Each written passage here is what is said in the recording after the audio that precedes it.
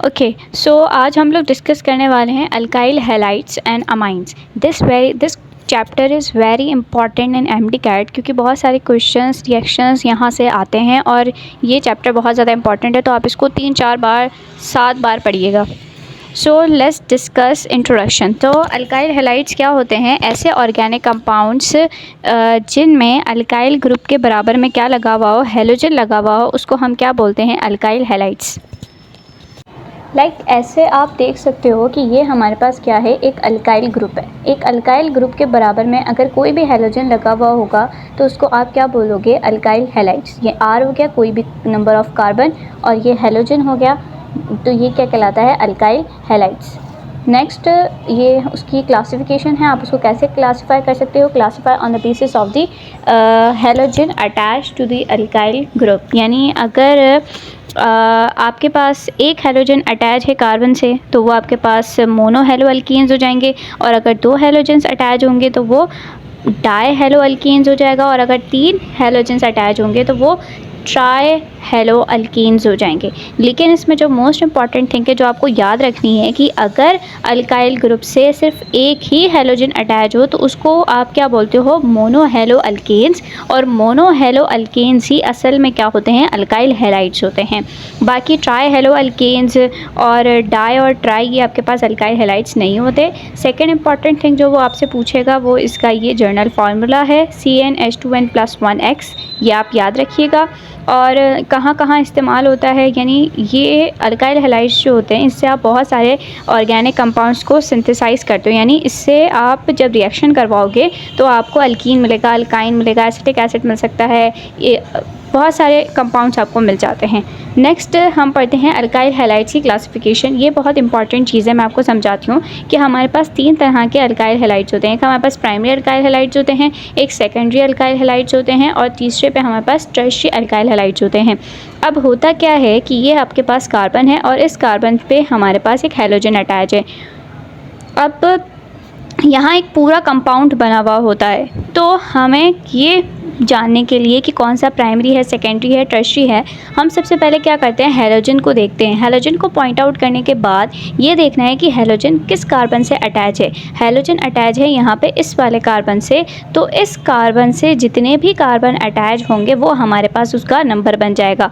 अगर halogen bounded carbon से सिर्फ एक ही कार्बन अटैच है तो वो क्या हो जाएगा? Primary alkyl halides. और अगर ऐसे हो जाए कि उस पर कितने कार्बन अटैच हैं? 2 कार्बन, 2 आर ग्रुप अटैच हैं, तो वो फिर हमारे पास क्या बन जाएगा? Secondary alkyl halides. और अगर हमारे पास यहाँ 3 कार्बन अटैच हो जाएं, 3 आर ग्रुप मतलब अल्काइल ग्रुप कुछ भी हो सकता है यहाँ पे हैलोजन से, हैलोजन अटैच है इस कार्बन से और ये कार्बन अटैच है 3 कार्बन से, इसका मतलब ये क्या हो गया? ये क्या बन गया? Tertiary alkyl halides. तो ये आप याद रखिएगा, इम्पॉर्टेंट है। और ये जो एग्जांपल आप यहाँ पे देख रहे हैं प्राइमरी, सेकेंडरी और टर्शियरी की, आप इसको बिल्कुल रट्टा मार कर लीजिए कि 1 ब्रोमोप्रोपेन जो होता है वो क्या होता है? प्राइमरी अल्काइल हैलाइड होता है। सेकेंडरी कौन सा वाला होगा? 2 ब्रोमोप्रोपेन। और टर्शियरी अल्काइल हैलाइड्स कौन से होते हैं? 2 मिथाइल प्रोपेन। मैं आपको सिखाती हूँ ये कैसे बनता है। अब हम सबसे पहले मूव करते हैं कहाँ पर? 1 ब्रोमोप्रोपेन पे। हमें क्या दिया हुआ है? प्रोपेन। सबसे पहले हम नंबरिंग करेंगे, 1 कार्बन, 2 कार्बन, 3 कार्बन। पहले कार्बन पे क्या लगा हुआ है? ब्रोमीन लगा हुआ है। बाकी आप नंबरिंग कर लें, ये लास्ट है तो CH3 हो जाएगा। 2 से हैं, वैलेंस इसकी 4 होती है तो 2 आ गए, 1 2 3 4। ये है हमारे पास क्या है? हैलोजन। अब इस हैलोजन से जो कार्बन अटैच है, ये वाला कार्बन, ये कार्बन कितने कार्बन से अटैच है? ये सिर्फ एक ही कार्बन से अटैच है, तो ये क्या हो जाएगा? Primary alkyl halide. फिर हम नेक्स्ट देखते हैं कौन सा? 2 ब्रोमोप्रोपेन। 2 ब्रोमोप्रोपेन में क्या है? 2 ब्रोमोप्रोपेन में ये आपने 3 प्रोपेन बनाने हैं। सेकंड नंबरिंग कर दें, सेकंड पे आप लगा दें ब्रोमीन, ये हो गया CH3, 1 2 3 4 और ये 3। अब देखें ब्रोमीन कौन से कार्बन से अटैच है? ब्रोमीन अटैच है इस वाले कार्बन से। और ये कार्बन कितने कार्बन से अटैच है? ये कार्बन अटैच है 2 कार्बन से, तो ये क्या हो जाएगा? Secondary alkyl halide. अब हम डिस्कस करेंगे, ये क्वेश्चन ज़्यादातर आता है तो इसको बहुत ध्यान से देखें। 2 मिथाइल प्रोपेन, प्रोपेन है 3 कार्बन आपने यहाँ बनाए, सही। नंबरिंग करी 1 2 3, 2 पे ब्रोमीन भी लगा हुआ है और दूसरे पे मिथाइल ग्रुप भी लगा हुआ है। हो गया।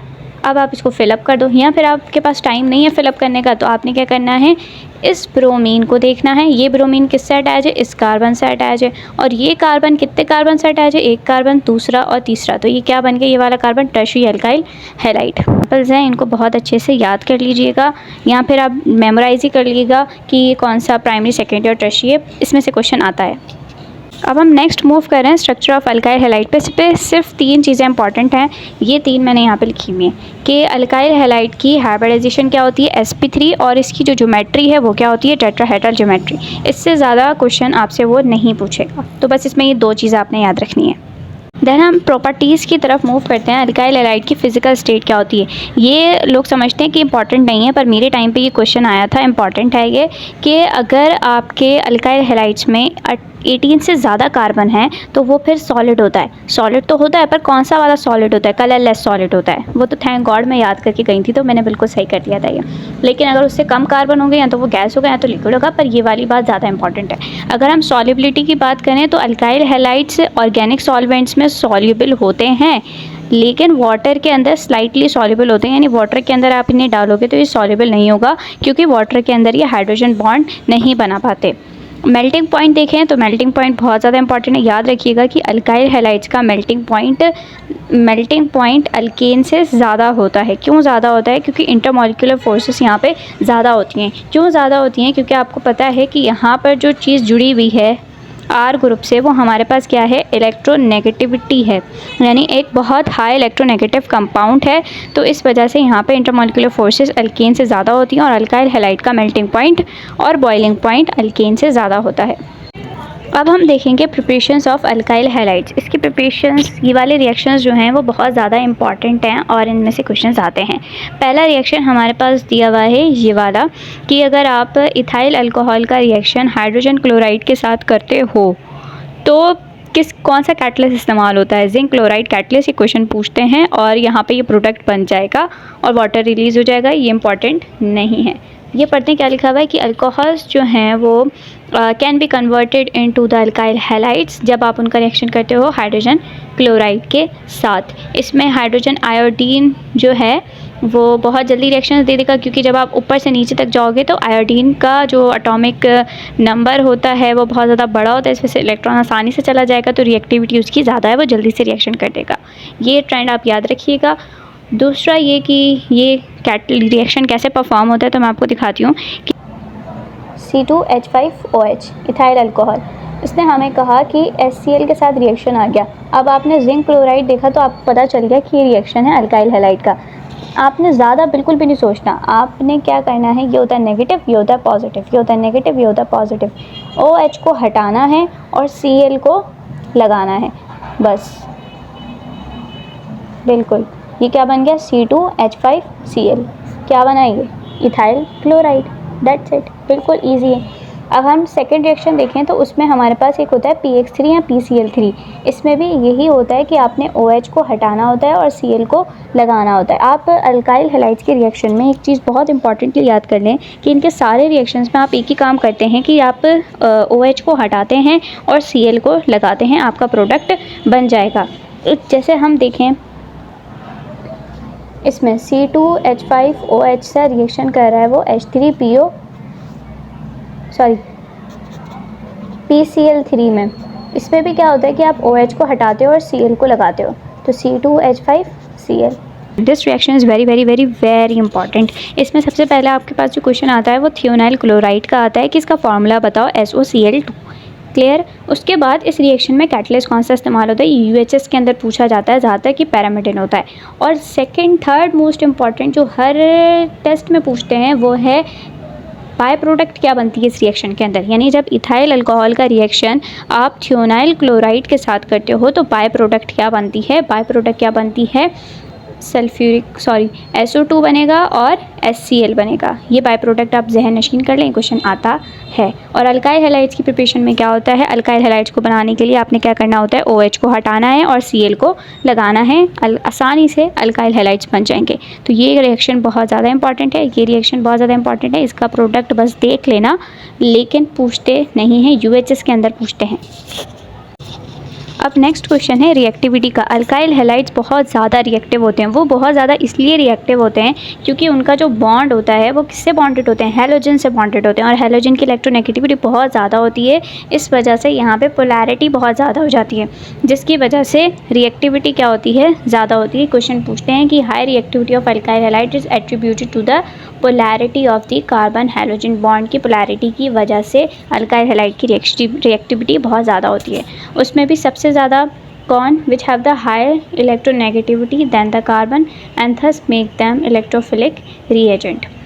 अब हम देखते हैं कि यहाँ पे क्या हो गया, सिर्फ उसने नंबरिंग करी है कि कार्बन के ऊपर क्या आता है, पॉजिटिव आता है, और हैलोजन के ऊपर क्या आएगा, नेगेटिव आएगा, क्योंकि वो गेन करता है। अब कार्बन से हम देखेंगे, अब कार्बन के ऊपर इलेक्ट्रोफिलिक सेंटर बन गया ये, यानी इसके पास इलेक्ट्रॉन्स की कमी है, यानी कार्बन के ऊपर कौन अटैक करेगा, न्यूक्लियोफाइल अटैक करेगा, which result in the nucleophilic substitution reaction, जिसमें क्या होगा, न्यूक्लियोफिलिक सब्स्टिट्यूशन रिएक्शन हो जाएगा। इसमें आपने क्या करना है, ये न्यूक्लियोफिलिक होता है, स्ट्रॉन्ग न्यूक्लियोफाइल आएगा और इस वीक न्यूक्लियोफाइल को हटा देगा। इसको आप कहते हैं न्यूक्लियोफिलिक सब्स्टिट्यूशन रिएक्शन।